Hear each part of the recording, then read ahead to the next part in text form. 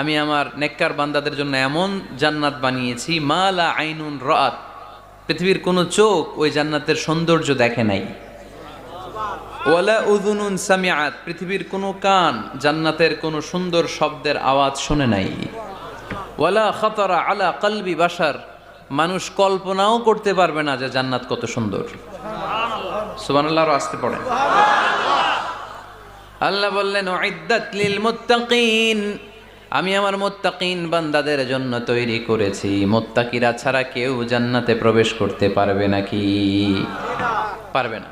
এখন মুত্তাকি কারা, তাদের বর্ণনা আল্লাহ সামনে দিবেন, শুনবেন আপনারা?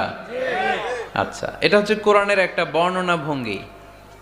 কোরআনের মধ্যে অনেক বেশি কোহেরেন্স আছে, সিকোয়েন্সটা অনেক সুন্দর। যখনই আল্লাহ বলবেন কাফিরিন, কাফের কারা, তার বর্ণনা দিবেন।